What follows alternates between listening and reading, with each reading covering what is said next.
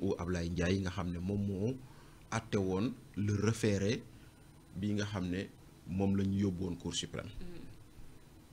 xam nga kon lii mooy wax na sànq ma naan la nous sommes dans un état de droit parce que bu fekkente ne tu peux dire juge bi d'accord ma si ak moom nañ ko génnee et on nous dit que c'est le président de la Cour suprême Siré Ali Ba lui-même qui va prendre le dossier ça veut dire que nous sommes dans un état de droit. Donc encore une fois léegi nag donc procédure yaa ngi dem maintenant qu'est-ce que ça va donner xamuñu mais au moins la procédure est arrivée à la Cour suprême et gis nañ ni avocat Sonko yi récusé nañ le juge Ablaye Ndiaye. Et apparemment la Cour semble leur donner raison en disant que c'est le président de la Cour suprême le premier président qui va prendre l'audience. Donc maintenant ñu ngi xaar foofu noonu. Il se trouve que nag xam nga des fois droit dafa sew xamul ndax droit dafa sew. Administration am ak justice dafa am lu ñu tuddee le privilège du préalable. dañ ne quand ça consiste à l'administration à imposer une décision à ses administrés sans l'accord préalable de ces derniers ou des juges. C'est un principe de droit administratif. tey jii nii ce que je vois moi je vois que c'est le principe du préalable la nekk le gars yi nekk di doxal. DG si loolu la nekk. bon ci loolu laa jàppoon en me disant que ñii dañu ne on va pas lui donner une fiche parce que ñu ngi xaar recours bële alors que le recours n'est pas suspensif. Mais décision de justice est-ce que li nga xam ne moo nekk le fonctionnement de l'administration bi nga xam ne yaa ngi koy jéem a justifier. Est-ce non que expliquer pas justifier attention. expliquer non les mots ont leur sens aussi. Voilà merci beaucoup. Expliquer pas justifier. Ouais, voilà expliquer. Est-ce que l'administration mun na nekk ci kaw li nga xam ne moo nekk benn mbir boo xam ne un juge moo ko décidé te lu ñu wax rek comme ni ngay wax on est dans un état de droit aussi. Voilà en principe non. Voilà. En principe donc non. lan moo justifié mu mel ni comme DGE comme ni nga koy waxee. wolof dafa am ci benn membre bu am solo bu mu làkkatu aussi. waaw xam nga j'étais en train d'expliquer. en principe. Donc ça veut dire que ça c'est le principe du préalable. C'est un principe du droit administratif. ñiy jàng droit administratif xam nañ li may wax. Et j'ai le sentiment sama xalaat la que ñoom ci loolu lañ taxaw. Maintenant ñu dem ba ci biir. wax nga ko nga ne la Sénat semble prendre une décision ça sa commentaire la ndaxte pour man la Sénat a fui ses responsabilités. Ah oui. Oui la Sénat n'a pas été courageuse. Mais dafa invité. Oui waaw mais xam nga invité ne veut pas dire enjoindre. Mais est-ce que Sénat aussi. Mais c'est ça la fuite de responsabilité. am na aussi cette capacité aussi weñ loxo ñi nga xam ne moo nekk. C'est ça la fuite de responsabilité xam nga lu tax. Njaab yow boo xëyee déggu fii dem ambassade États-Unis pour outil visa. Quel est le premier document qu'on te demande? C'est d'avoir un passeport. boo indiwul passeport est-ce que dinañ jël sa dossier de visa? duñ ko jël.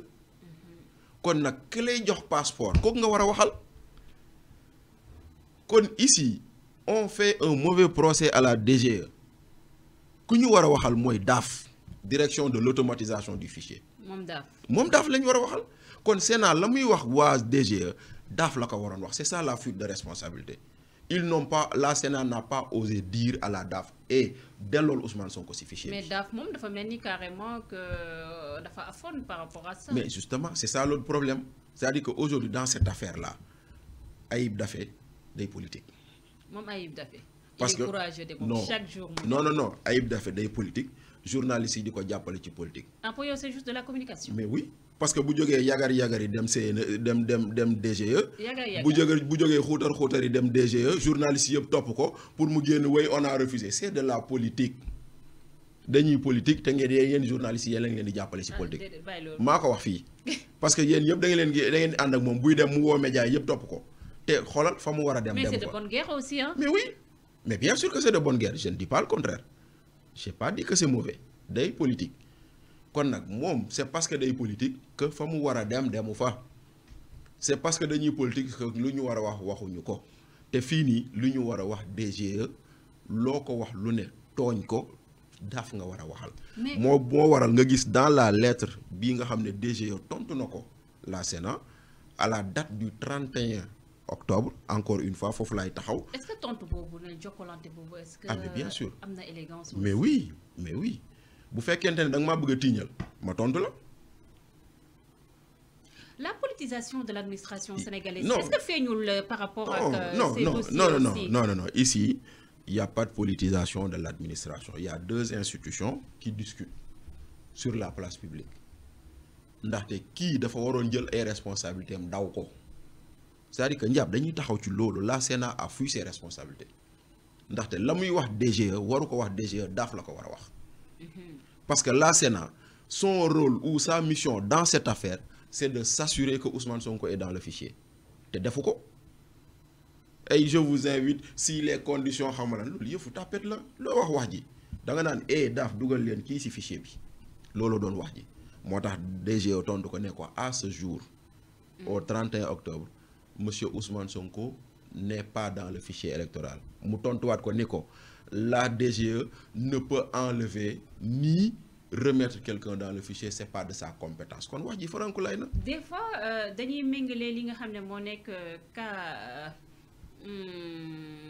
doomu Abdoulaye Wade bi Karim Meïssa Wade ak kii nga xam ne moo nekk le cas Ousmane Sonko est-ce que cas yooyu mun na leen boole ci waa benn contexte. xam nga lu tax duma leen boole ci benn contexte 2019. élection présidentielle DGE géré wul woon parrainage. Conseil constitutionnel moo doon gérer parrainage.